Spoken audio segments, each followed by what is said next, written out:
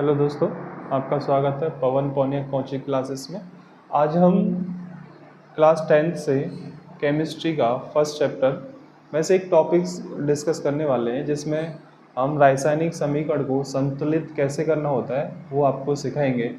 जिसमें कई बार मैंने देखा है बच्चे जो है बहुत बार गलती करते हैं। कारण क्या है, उसमें जो मेथड दिया है वो हिट एंड ट्रायल मेथड दिया है। हिट एंड ट्रायल मेथड में सिर्फ ऑब्जर्व करना होता है कि कैसे पदार्थ को कैसे संतुलित करना होता है। संतुलित करने की ज़रूरत क्यों पड़ती है हमें रासायनिक समीकरण को संतुलित करने की ज़रूरत क्यों पड़ती है? क्योंकि उसके अंदर हम देखते हैं कि जैसे कि Mg+O2 ये एक रासायनिक समीकरण है। इसके अंदर Mg तो बराबर दिख रहे होंगे, ये अभिकारक होते हैं और जो पदार्थ बनने वाले हैं वो उत्पाद होते हैं। जो पदार्थ बन चुके हैं वो उत्पाद होते हैं। इसके अंदर आप देख पा रहे होंगे Mg का परमाणु एक है, पर ऑक्सीजन यहाँ पर 2 परमाणु हैं। ऑक्सीजन के 2 परमाणु हैं और यहाँ ऑक्सीजन का एक ही परमाणु है।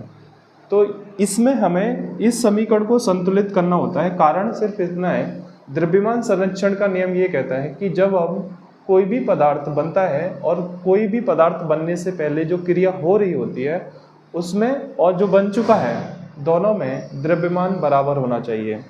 जब यहाँ पर ऑक्सीजन का परमाणु 2 हैं और यहाँ ऑक्सीजन के परमाणु 1 हैं, तो ऑब्वियस सी बात है इस उत्पाद में द्रव्यमान कम हो चुका होगा। इसीलिए हमें हमेशा समीकरण संतुलित करने की ज़रूरत पड़ती है।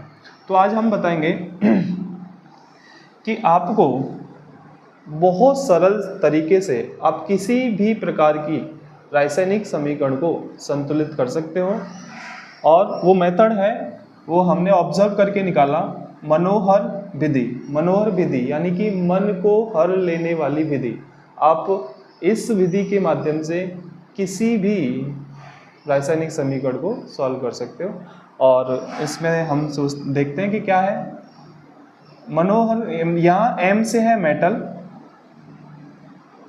मतलब धातु।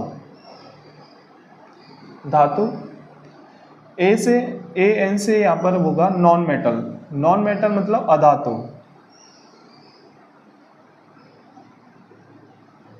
ऑक्सीजन से, जो आप पढ़ते आ रहे हो ऑक्सीजन,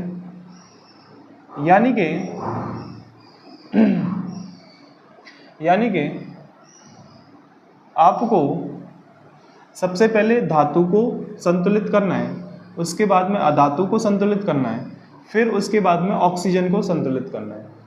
ऑक्सीजन संतुलित होने के बाद में आपको देखना है कि हाइड्रोजन संतुलित हुए हैं या नहीं। और हाइड्रोजन संतुलित नहीं है तो फिर आप उन हाइड्रोजन को संतुलित करोगे। A और R का मतलब ये है, A का मतलब आपको आगे बढ़ना है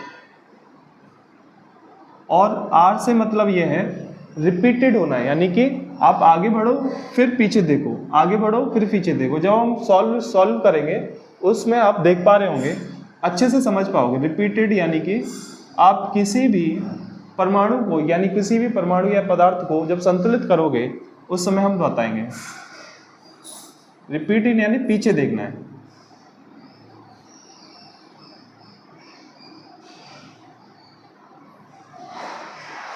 ठीक है, अब हम कोई भी इक्वेशन यानी समीकरण हम लेंगे और उसके द्वारा हम समझने की कोशिश करेंगे कि एक्चुअल में हम वही समीकरण ले लेते हैं जो अभी हमने लिखा था।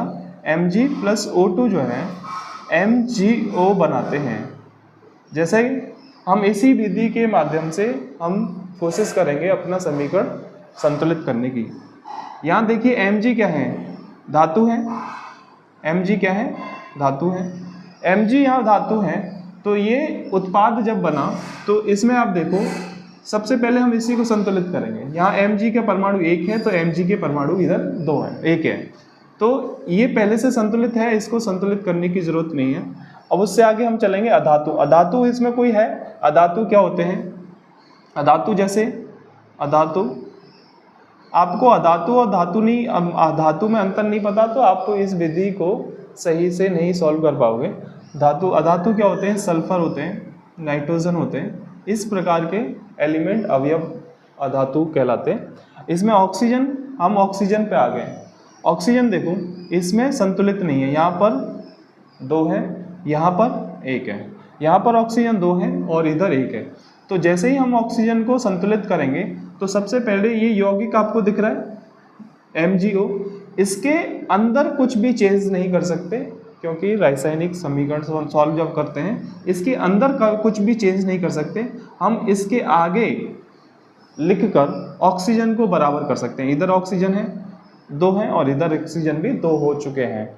अब जैसे ही मैंने ये बोला कि जैसे ही आप जो है किसी भी अवयव को संतुलित करोगे तो आपको आगे तो बढ़ोगे ही, पीछे भी चलना है। तो पीछे क्या देखना है आपको कि Mg आपका जो है असंतुलित हो गया, यहाँ पर Mg 1 था और यहाँ Mg 2 हो गए। तो फिर से आप जो है धातु को संतुलित कीजिए, धातु आपका संतुलित होगा तो फिर से यहाँ 2 आ जाएंगे और यहाँ पर ऑक्सीजन 2, मैग्नीशियम यहाँ पे 2, मैग्नीशियम और ऑक्सीजन इधर 2। तो इस प्रकार ये हमारी जो है मनोहर विधि के माध्यम से ये समीकरण संतुलित हो चुका है। इससे आगे दूसरा समीकरण जो है हम संतुलित करने की कोशिश करते हैं।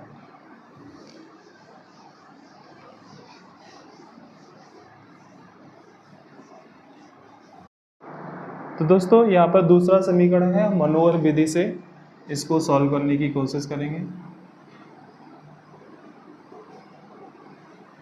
मनोहर विधि में मेटल को पहले संतुलित करना है। तो मेटल को जैसे संतुलित करेंगे, यहाँ पर Ca है, इधर Ca, एक है, संतुलित है, नहीं करेंगे, कोई ज़रूरत नहीं है। कार्बन को देखेंगे, कार्बन इधर है 1 है, इधर भी कार्बन 1 है, ये अधातु हो गया। अधातु यहाँ पर संतुलित है, पर नाइट्रोजन एक और अधातु है इसमें।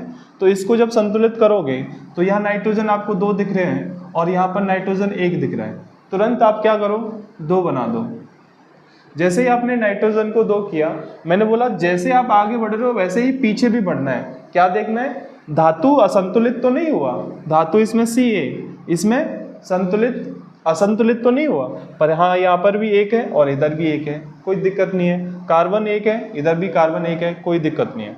तो अब उसके बाद हमारे पास क्या है, नाइट्रोजन हमारे संतुलित हो चुके हैं और यहाँ पर हाइड्रोजन कितने हैं, हाइड्रोजन यहाँ पर, उससे आगे जब हम बढ़ेंगे ऑक्सीजन पे चलते हैं। तो ऑक्सीजन यहाँ पर कितने हैं,